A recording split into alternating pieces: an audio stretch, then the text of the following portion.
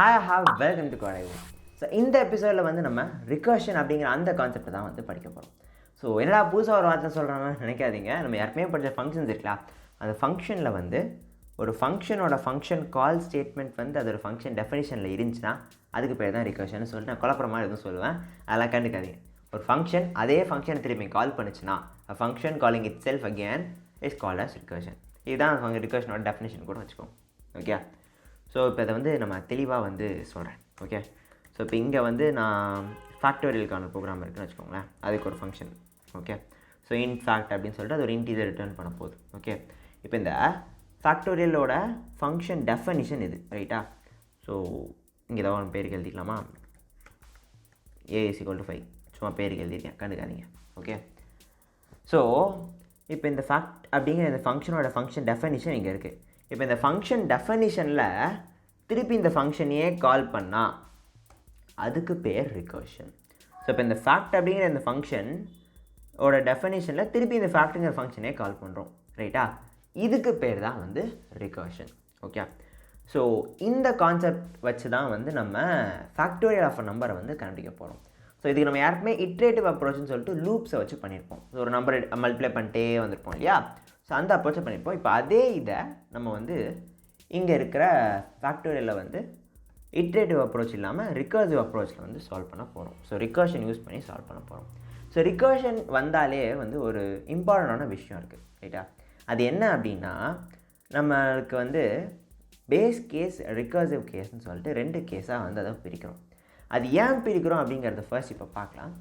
அது ஏன் அப்படிங்கிறது தெரிஞ்சோன்னே நம்ம இந்த எக்ஸாக்ட் ஃபேக்டோரியலுக்கான ப்ரோக்ராமுக்கு அது என்ன கேஸாக இருக்க போகுது, அது என்ன கண்டிஷனாக இருக்க போகுதுங்கிறத பார்க்கலாம்.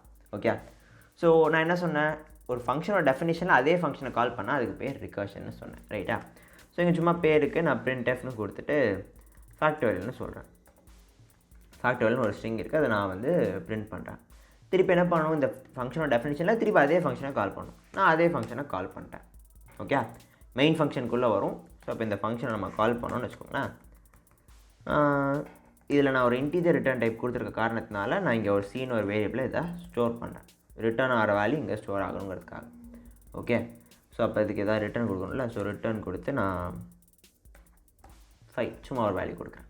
ஓகே, இதெல்லாம் பிரச்சனை இல்லை, நம்ம மேஜராக இப்போ ஃபோக்கஸ் பண்ணலாம். இப்போ நான் அதை ரன் பண்ணுறேன். என்ன நடக்குது நீங்களே பாருங்கள் சரியா. பார்த்தீங்களா, ஃபேக்டோரியல் அது பாட்டு பிரிண்ட் பண்ணிக்கிட்டே போயிட்டே இருக்குது ரைட்டா. ஸோ இதுதான் வந்து நடக்குது. ஓகே, ஸோ நம்மளுக்கு வந்து இந்த மாதிரி பண்ணிக்கிட்டே போச்சுன்னா அதுக்கு அர்த்தம் வந்து அது வந்து ஒரு இன்ஃபினைட் ரிகர்ஷன். இதே ஃபங்க்ஷன் அதை கால் பண்ணிருக்கலாம், அது வந்து திருப்பி இதே ப்ராசஸ் ரன் பண்ணிக்கிட்டே இருக்குது. அந்த லூப் வந்து நிற்க மாட்டேங்குது ரைட்டா. ஸோ இது பிரிண்ட் பண்ணிட்டே இருக்க அந்த ப்ராசஸ் வந்து நிற்கவே இல்லை. அதனால தான் இந்த பிரச்சனை வருது ரைட்டா.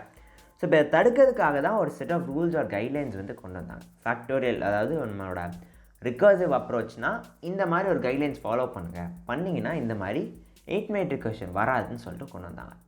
அந்த அப்ரோச், அந்த ஒரு கண்டிஷன் கைட்லைன் சொன்னேன் இல்லையா, அதை தான் வந்து இந்த பேஸ் கேஸ் ரிகர்சிவ் கேஸை நான் சொல்கிறேன். ஸோ நம்மளோட ப்ராசஸை 2ஆக பிரிக்கலாம். ஒன்று பேஸ் கேஸ்.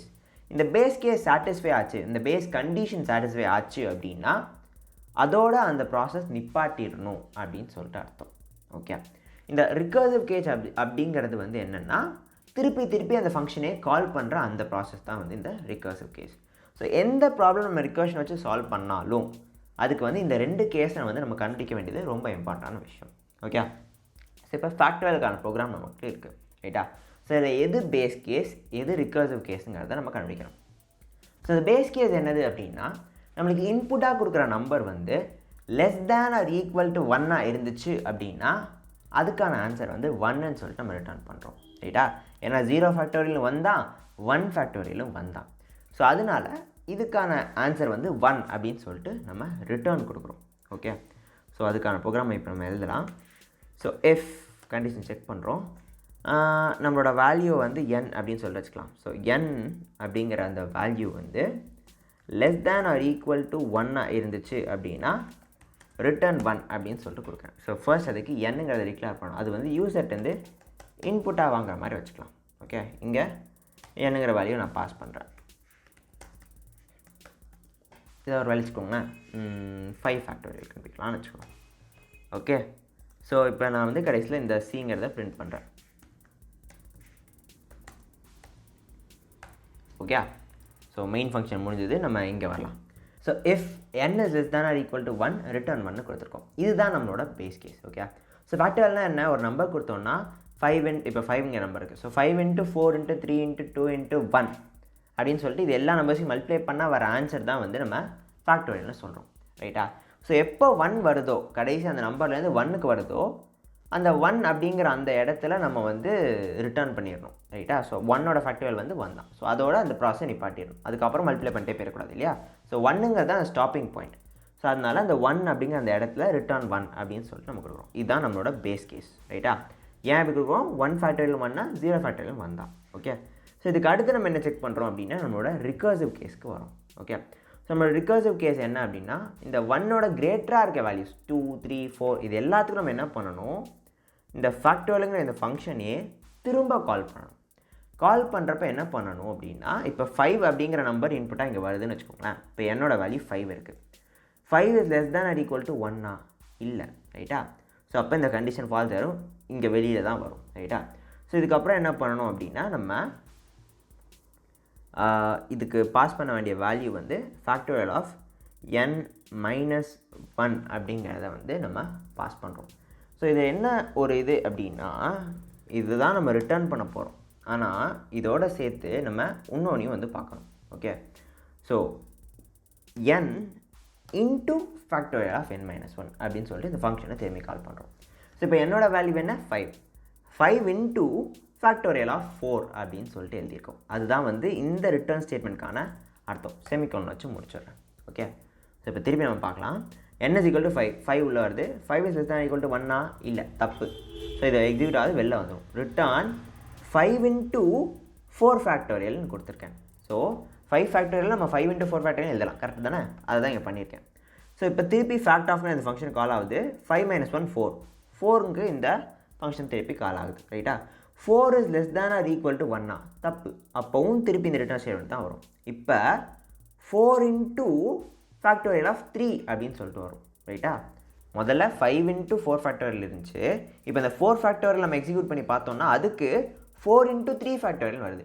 ஸோ இப்போ என்ன ஆன்சராக இருக்குது? 5 இன்ட்டு 4 இன்ட்டு 3 ஃபேக்டோரியல் இருக்குது. ரைட்டா? இப்போ 3 ஃபேக்டோரியலுக்கு திருப்பி கண்டுபிடிக்க போகிறோம். So 3 is less than or equal to 1 அப்போவும் தப்பு. ஸோ திருப்பி வரும். 3 ஃபேக்டோரியல் எப்படி எழுதுவோம்? 3 இன்ட்டு 2 ஃபேக்டோரியல் எழுதுவோம். So 5 into 4 into 3 into 2 factorial இருக்குது. 2 ஃபேக்டோரியலையும் திருப்பி கால் பண்ணுவோம். ரைட்டா? So 2 is less than or equal to 1 அதுவும் தப்பு. ஸோ 2 இன்ட்டு 1 ஃபேக்டோரியல்னு எழுதுவோம். So 5 into 4 into 3 into 2 into 1 factorial. திருப்பி 1 ஃபேக்டோரியலுக்கு கால் போகும். ரைட்டா?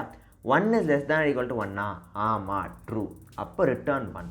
So 5 into 4 into 3 into 2 into 1 ஃபேக்டரோட வேல்யூ 1 ரிட்டர்ன் ஆகிருக்கு. ஸோ 1 போடுறோம். ஸோ இது எல்லாத்தையும் மல்டிப்ளை பண்ணி நம்மளுக்கு ஆன்சர் வந்து 120 வரும். ஓகே. ஸோ இதுதான் வந்து ஒரு ரிகர்சிவ் அப்ரோச்சில் ஃபேக்டோரியல் ஆஃப் ஃபங்க்ஷனுக்கான ப்ரோக்ராம். ஓகே. ஸோ இப்போ இதை ரன் பண்ணி பார்க்கலாம். 5 ஃபேக்டோரியல் 120 நமக்கு ஆன்சர் வருதாங்கிறத பார்ப்போம். இங்கே பார்த்தீங்கன்னா 120ங்கிற ஆன்சர் நம்மளுக்கு வந்துடுச்சு. ரைட்டா? ஸோ இப்படி தான் வந்து ஒரு ரிகர்ஷன் வச்சு நம்ம வந்து ப்ரோக்ராம் எழுதுறோம். இதுக்கு ரொம்ப இம்பார்ட்டண்டானது இந்த பேஸ் கேஸ். இதுதான் வந்து அந்த ப்ராசஸை டெர்மினேட் பண்ணுச்சு. நீங்கள் பார்த்தீங்கன்னா அந்த 1 ஃபேக்டோரியல்ங்கிறது பேஸ் கேஸாக வச்சுருந்தோம் இல்லையா? 1 எப்போ வந்துச்சோ அப்போவே ரிட்டர்ன் 1 கொடுத்து அதை முடிச்சிட்டோம். அது வரைக்கும் பார்த்தீங்கன்னா அதுக்கு முந்தின நம்பர் திருப்பி அதே ஃபங்க்ஷனை கால் பண்ணிக்கிட்டே இருந்தோம். ஸோ ரிகர்சிவ் கேஸ் அப்படிங்கிறது இது. ஸோ இதுதான் நம்மளோட ரிகர்சிவ் கேஸ், இதுதான் நம்மளோட பேஸ் கேஸ். ஓகே. ஸோ இது ரெண்டும் கொண்டது தான் வந்து ஒரு ரிகர்சிவ் ஃபங்க்ஷன். அதுதான் இந்த ஃபேக்டோரியல் ஃபங்க்ஷன். ஓகே. ஸோ இப்போ இந்த ப்ரோக்ராம் உங்களுக்கு தெளிவாக புரிஞ்சிருக்கும் அப்படின்னு சொல்லிட்டு நினைக்கிறேன். இதுதான் வந்து ரிகர்ஷன். ஓகே.